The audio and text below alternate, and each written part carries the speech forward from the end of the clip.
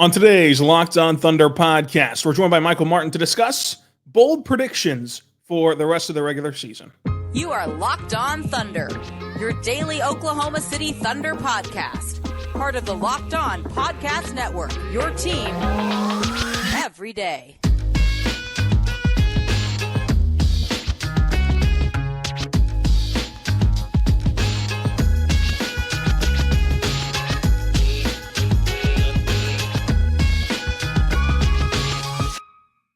Let's get it going on the Locked On Thunder podcast, on the Locked On Podcast Network, your team every day. I am your host, media member, and Inside the Thunder beat writer, Rylan Stiles. Follow me on Twitter at Rylan_Stiles.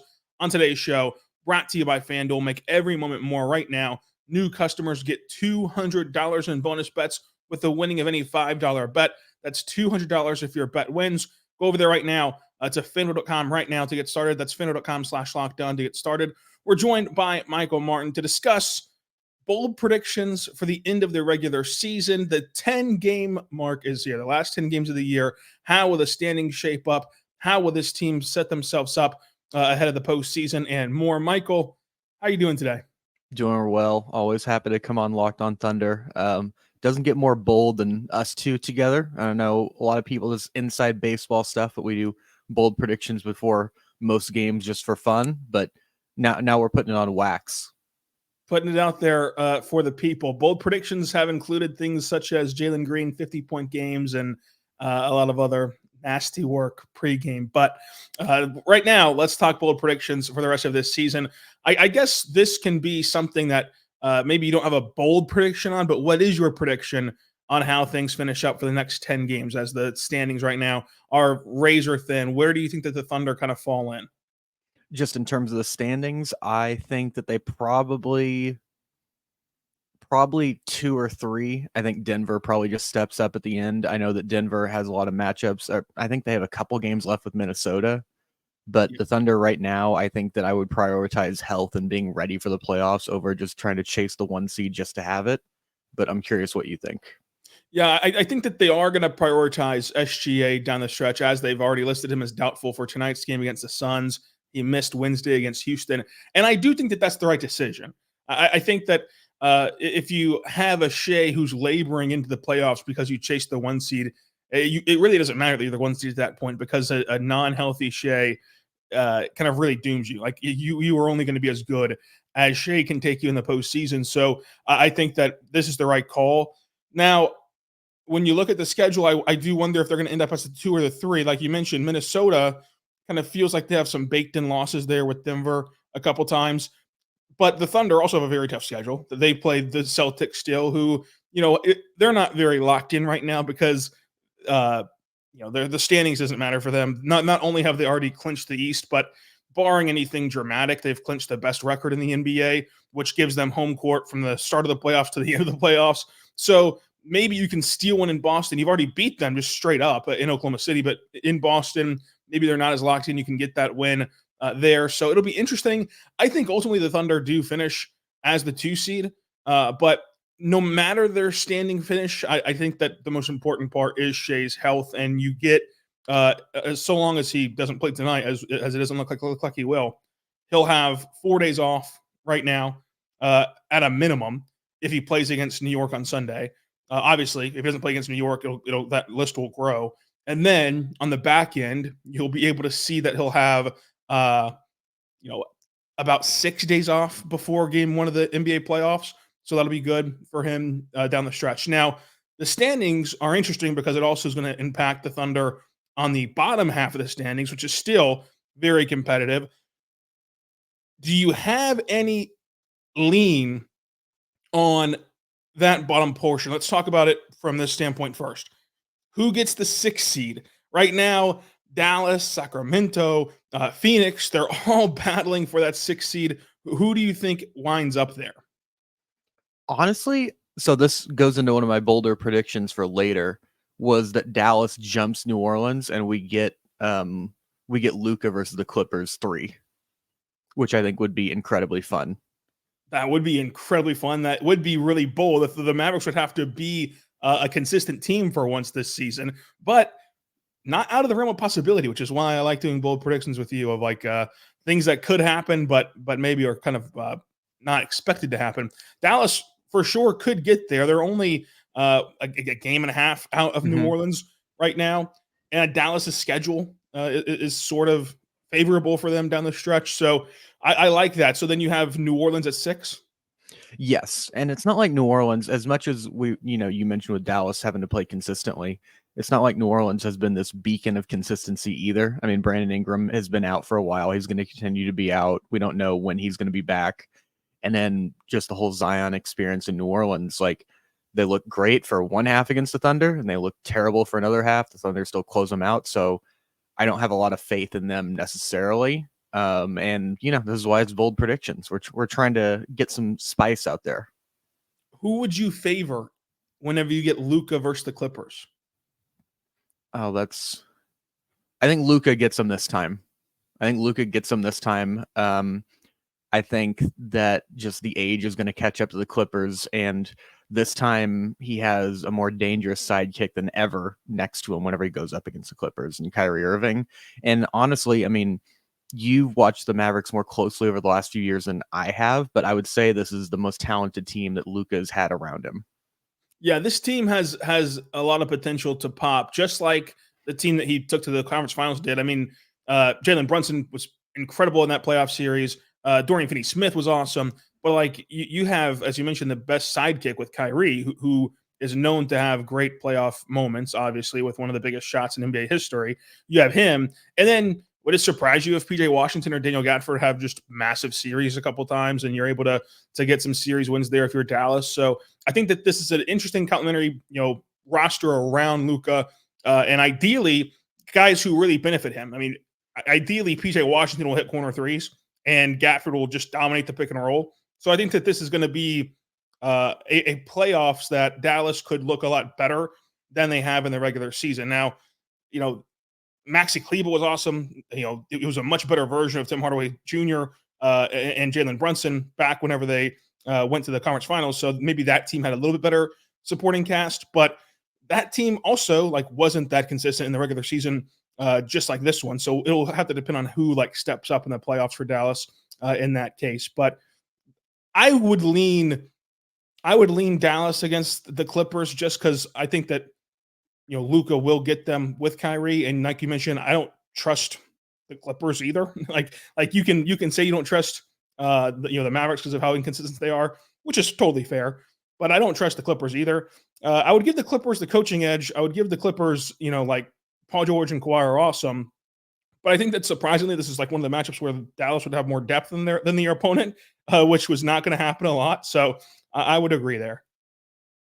Yeah, I think that'll be super interesting if we get that matchup, and it's always fun watching Luka go against the Clippers and Kawhi. I mean, we've gotten some classics over the last couple of years, so let's go for round 3. Yeah, he's been incredible versus the Clippers. Let's talk with the standings. Let's go ahead and just do it right here. One of my bold predictions, since I had to spoil one of yours, I'll spoil one of mine. The Rockets end up getting Golden State. I think that the Rockets can do it. Whenever you look at their schedule, the Rockets get the benefit of ending the season with potentially just 3 given away games to them. And I think that that's going to matter a lot. So their ending schedule, just the last 3, Utah, Portland, Clippers. Utah and Portland, of course, trying to lose games. And then the Clippers, do you really believe that the final game of the regular season, they're going to care at all about that game, and then they're going to play anyone in that contest? So that's 3 wins baked in that you have to account for at the end of the year. Now, leading up to that point, you get Utah, tonight. You get Dallas, who's going to be tough. Minnesota's going to be tough. Then you get your shot at Golden State. You beat Golden State head-to-head, and then you play a Miami team that's very inconsistent at home. You play Dallas, Orlando, and then you get the 3 stretches there of Utah, Portland, LA. So you take care of Golden State, who has to take on the Rockets and the Mavericks in these next few games in short order. I think that the Rockets, who are surging right now, could actually sneak into the play-in as a 10 seed. And then just checking the schedule here, the Rockets have been an incredible home team. They get the Mavericks at home, the Warriors at home, and the Heat at home in that 3-game stretch out of like 3 out of the 4. I think that that's not crazy. It is bold because it still is it's a pretty decent gap. And the Warriors with Steph are still going to fight for this placement, but I think it'll be really interesting. I'm a big Steph guy, but the Warriors going out sad will definitely be entertaining if it happens. It will be entertaining to see just how it unfolds, because for them to miss out on the play-in, I think is still, you're banking on like another Draymond Green ejection and just crumbling. And then, of course, some losses down the stretch where it would kind of be to their own demise. Like losing, like the baseline for me is, because of the tiebreaker and everything, like you have to lose to Houston for Houston to get in. Like Golden State's going to have to lose that game. So like that's something that's totally within their control, and just kind of see how it all unfolds. But I think that Houston might be able to get it down the stretch with their recent play. But coming up, let's talk more bold predictions about the Thunder, and then also about the NBA as a whole coming up. But first, I want to tell you right now about our good friends over at eBay Motors. Check them out today. eBay Motors is great. You're going to want to check them out because passion, drive, and patience, that's what brings home a winning trophy. And it's also what keeps your ride or die alive. eBay Motors has everything you need to maintain your vehicle and level it up to peak performance. From superchargers, roof racks, exhaust kits, LED headlights, and more, whether you're into speed, power, or style, eBay Motors has got you covered. With over 122 million parts to choose from, your number one ride or die, you'll have exactly what you're looking for at eBay's Guaranteed Fit.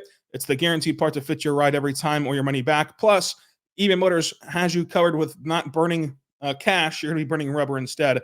With all the parts to choose from, it'll make your car the MVP. Bring home that win. Keep your ride or die alive at ebaymotors.com. Eligible items only. Exclusions do apply. And eBay's Guaranteed Fit only available for U.S. customers. We're back on the Locked On Thunder podcast and the Locked On Podcast Network, your teams every day, joined by Michael Martin. Michael, what's your Thunder bold prediction? So we talked about Shai a little bit. I did some research. Shai this season obviously leading the Thunder in scoring 30, 31 a game. He's led the Thunder in scoring in 59 out of 72 games this season, 82% roughly. I say in the last 10 games that Shai will at most lead the team in scoring in half the games. And I think this goes back to the talk we had earlier about Shai kind of just like winding back.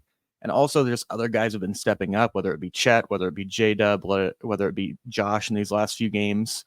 And I don't know, I think that the Thunder have to be conscious of, this is a loose comparison of like James Harden and Luka and the other high usage guys of the last few years who tend to like burn out near the playoffs. And Shai's numbers are close to that. And he also plays defense. And he also takes a lot of bumps on all these drives. So I think that it's more important than ever, like we mentioned with the standings, that you don't prioritize the 1 seed as much as just getting him at full health, at most health that you can in time for the postseason. Yeah, I think that it's totally accurate to kind of assume that they're going to be cautious with him. It's interesting because I don't know what that looks like. Like it's a quad contusion, which is like basically a deep bruise, I believe. So like, how much rest is going to really help that versus just it's going to be something that you deal with. Obviously, I don't think that rest can hurt that. So whatever Shai ends up needing, it's just a matter of that could look like he's back against New York. It could look like he's out for more time than just that. So it's going to be interesting to see whenever he does return. But I like that bold prediction. I would say that my bold prediction for the Thunder, first off, would be that Josh Giddey is going to average 25 or more points retroactive to Sunday. From Sunday's Bucks game through the end of the regular season, I think that stretch of games he'll average 25 plus points. I don't know if that's very bold because I do get like 2 30-point games in there, or 1 30-point game and 2 29-point games or whatever. But that's what I think is going to happen for Josh Giddey. I'd say that's bold. I mean, 25 is a lot, even if you have sort of this head start. And especially whenever Shai eventually does come back for a few games, that scoring is going to drop. And, Josh is on a bit of a hot streak right now from 3. I think he's shooting 40% from 3 in March, but I don't think that it's bold to say that we don't know that can stay consistent and he can keep that up. So I'd say that's decently bold, but I'd be excited if it happened. Yeah, I think that it would be interesting. I think that what gives you encouragement is how he did it against Houston, where he struggles and then he doesn't shoot well from three, in the sense of like that was not where he got his points, and he still got to 31 points, tying his career high. So I feel confident in his rim scoring right now. Obviously, Houston and these teams, maybe don't have the best rim protection, especially Houston with those small ball lineups. But I think that Josh Giddey's kind of found a little bit of a groove right now. But great point about having Shai kind of mix things in there and change the dynamic of that. So I think that it is a more bold prediction I gave myself credit for. Now, another bold prediction that I have for the Thunder, I think that this Thunder team in the next 10 games, they're going to find a way, for as tough as it is, for as uncertain as Shai's timeline is right now, just day to day, but aren't we all? I think that in the next 10 games, they're going to win 7 of them or more. That's interesting. I'd say that's pretty bold, just given Shai's status and then just some of the other teams that they're going to face. I mean, we already talked about the Celtics, the Knicks. They're going to face a few other teams. Do you have in mind which 3 losses there are, or are you just the boldness is just 7 out of 10? So just based on NBA math, I'm gonna bake in 2 losses to the back-to-back, one way or the other, front end or back end, and then just kind of a kind of loose one for that Dallas game. Because as much as we like right now, pie in the sky dream about like, oh, the final day of the regular season, it's all gonna matter. It's all gonna be the most important game ever.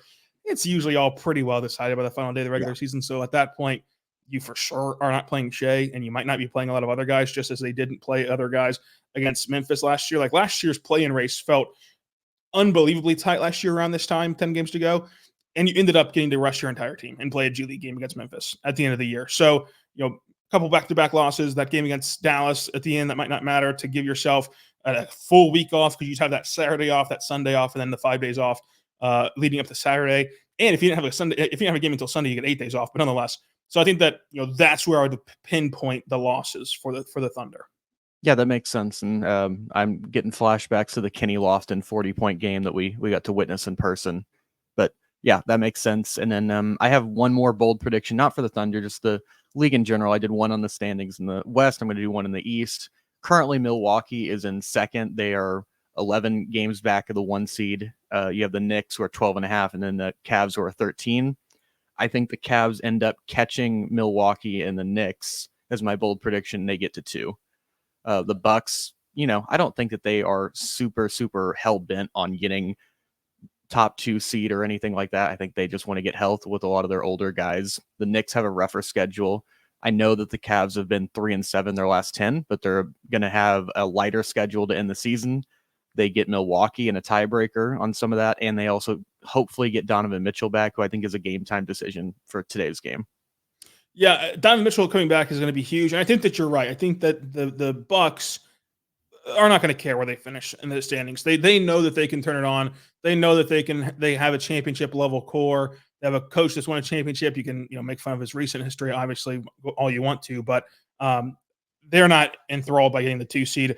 Cleveland, I think, is, so that'll help them in the separating factor of the East standings. Now, coming up, we're going to have our rapid fire playoff predictions just really, really quick after this.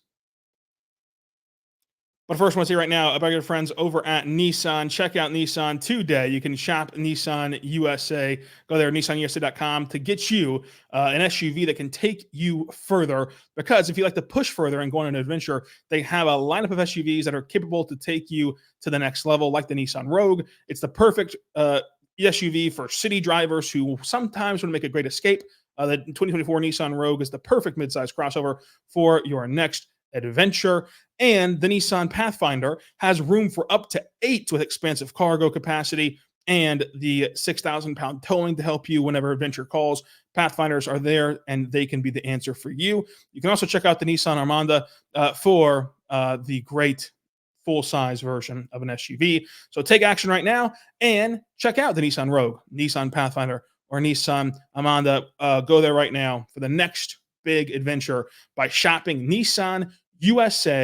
Nissan.com. No matter if you're looking for a full-size crossover or anything in between, they have it for you at Nissan. The Nissan Rogue, of course, great for both.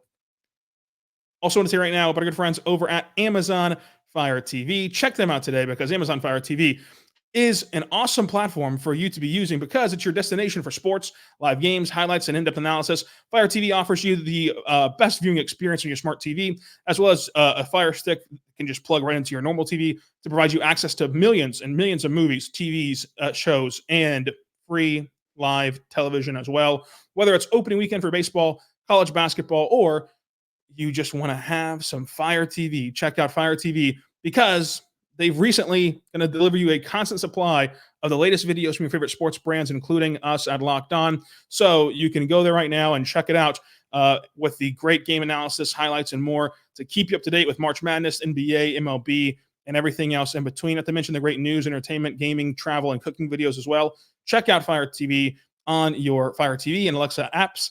If you have not tried out Fire TV, you should. Trust me by going to amazon.com/LockedOnFireTV. That's amazon.com/LockedOnFireTV. We're back on the Locked On Thunder podcast, on the Locked On Podcast Network, your teams every day, joined by Michael Martin to discuss the end of the regular season. We've given some bold predictions.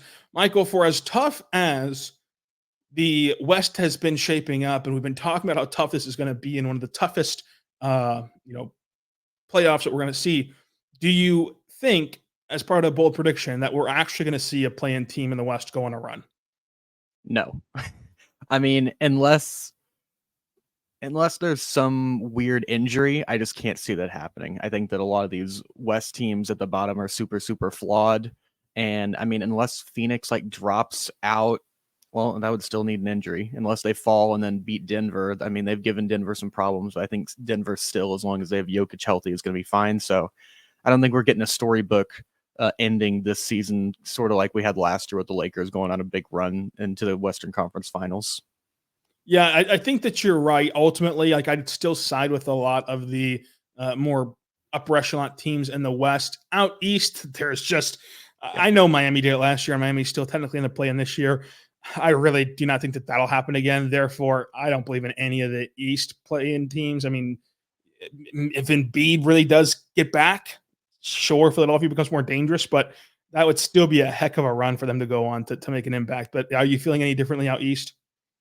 I mean, maybe if it's like Philadelphia versus Cleveland or something like that, I think maybe they could give us some problems. But it really does come down to how healthy is Joel Embiid, and he's hardly ever healthy, and he's going to be having to come back straight into the playoff mix off a knee injury. So I'm with you. I'd be very skeptical of that.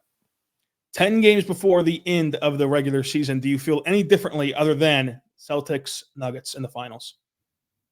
I would say still that's the standard right now. I think that the Celtics, I'm still kind of dubious of them in the clutch and things like that. That's the same issues they've had over the last few years. I think whenever they make threes, they're really hard to beat. And then the Nuggets are the cream of the crop. They have the best two-man duo in terms of guys who work together in the entire league. They have the best player in the league.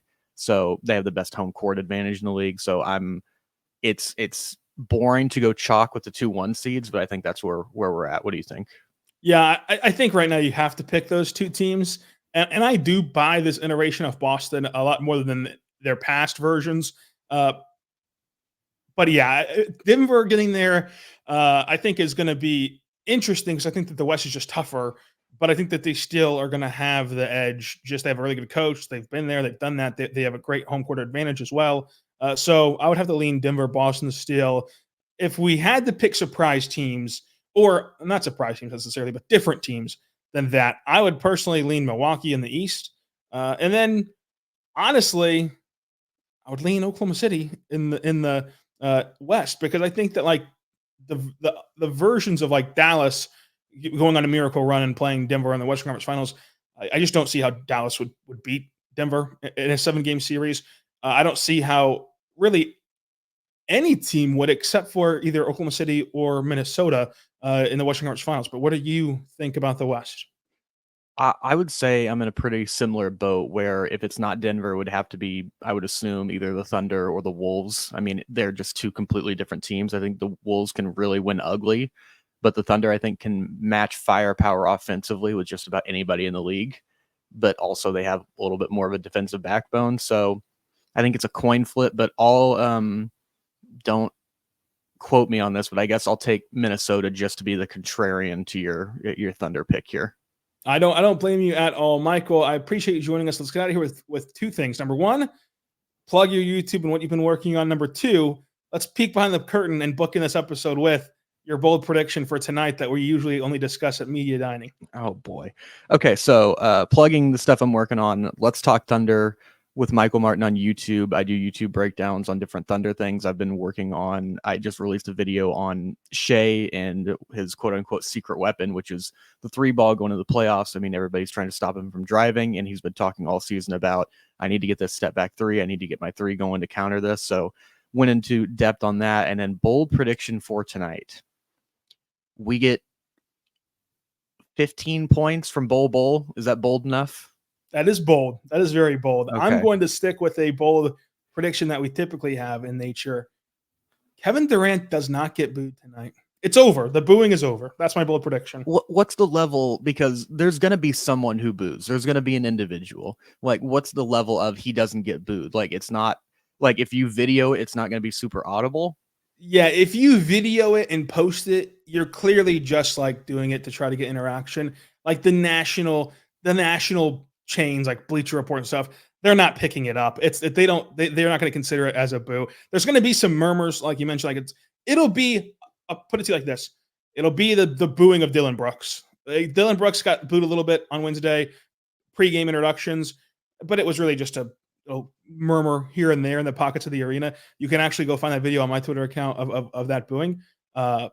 It'll be that level. I don't think that it'll just be this avalanche of boos for Kevin Durant. I'll likely be wrong about that.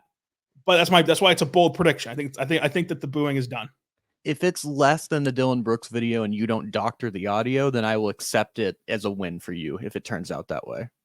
And see, we've rarely had wins because of how bold we go on these game-to-game looks. But Michael, great stuff with your video breakdowns. Go check out Shai. You have one about Chet and J-Dub and all the things over there with the Thunder, including the stock market as well, which is a very interesting look at the Thunder's defense. But Michael, thanks for joining us. We'll do it again, of course, often. We might do it again before the playoffs, but we'll do it again for sure during the playoffs and previewing the playoffs that week. So it'll be a lot of fun. Mike, thanks for joining us again. And until tomorrow, as we recap the Suns game, be good and be good to one